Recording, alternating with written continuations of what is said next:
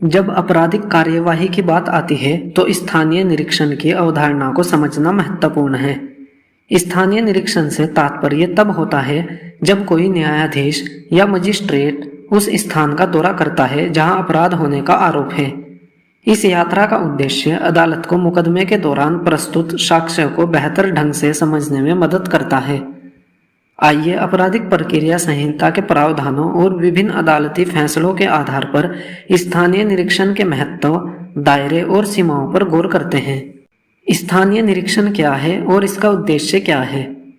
स्थानीय निरीक्षण एक ऐसी प्रक्रिया है जहां एक न्यायाधीश या मजिस्ट्रेट कथित अपराध स्थल का भौतिक दौरा करते हैं। ऐसा मामले से संबंधित परिवेश और स्थितियों की प्रत्यक्ष समझ हासिल करने के लिए किया जाता है। स्थानीय निरीक्षण का प्राथमिक उद्देश्य परीक्षण के दौरान प्रस्तुत साक्ष्यों की उचित सराहना करना है। यह अदालत को गवाहों की गवाही की विश्वसनीयता का आकलन करने और वर्णित घटनाओं के संदर्भ को समझने की अनुमति देता है। दंड प्रक्रिया संहिता के प्रावधानों को समझना। दंड प्रक्रिया संहिता CRPC की धारा 310 न्यायाधीशों और मजिस्ट्रेटों को स्थानीय निरीक्षण करने का अधिकार देती है। यह धारा उन्हें किसी भी स्थान पर जाने की अनुमति देती है जहां अपराध होने का आरोप है या अदालत में प्रस्तुत साक्ष्यों की उचित सराहना के लिए आवश्यक समझे जाने वाले किसी अन्य स्थान पर जाने की अनुमति देती है। हालांकि यह ध्यान रखना महत्वपूर्ण है कि स्थानीय निरीक्षण स्थानीय पूछताछ के बराबर नहीं है। इसका उद्देश्य केवल सबूतों को समझने में अदालत की सहायता करना है, न कि नए सबूत इकट्ठा करना या जांच करना। स्थानीय निरीक्षण के लिए मार्गदर्शक सिद्धांत। स्थानीय निरीक्षण के उचित आचरण को सुनिश्चित करने के लिए अदालतों द्वारा कई मार्गदर्शक सिद्धांत स्थापित किए गए हैं। निरीक्षण का उद्देश्य। स्थानीय निरीक्षण केवल तभी किया जाना चाहिए जब साक्ष्य को प्रभावी ढंग से समझने के लिए आवश्यक समझा जाए। न्यायिक विवेक। स्थानीय निरीक्षण करने का निर्णय न्यायाधीश या मजिस्ट्रेट पर निर्भर करता है, जिन्हें मामले की परिस्थितियों के आधार पर विवेक का प्रयोग करना चाहिए। पूर्व ग्रह से बचना।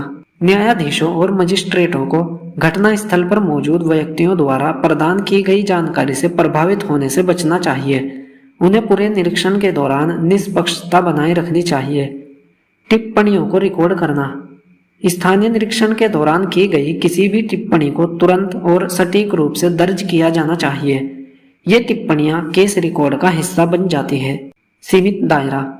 स्थानीय निरीक्षणों को मौजूदा सबूतों को समझने पर ध्यान केंद्रित करना चाहिए और इसका उपयोग नई जानकारी इकट्ठा करने या परीक्षण के नतीजे को प्रभावित करने के लिए नहीं किया जाना चाहिए। सीमाएं और न्यायालय के फैसले। हालांकि स्थानीय निरीक्षण मूल्यवान हो सकता है, लेकिन इसकी अपनी सीमाएं हैं। न्यायालयों ने इस बात पर जोर दिया है कि स्थानीय निरीक्षण को मुकदमे के दौरान प्रस्तुत साक्ष्यों को परिस्थापित या ओवरराइडेड नहीं करना चाहिए। इसका उद्देश्य मौजूदा साक्ष्यों को पूरक बनाना है और इसकी उचित सराहना में सहायता करना है। इसके अतिरिक्त अदालतों ने विशिष्ट परिदृश्यों की रूपरेखा तैयार की है जहां स्थानीय निरीक्षण को अनुचित या अनावश्यक माना जा सकता है।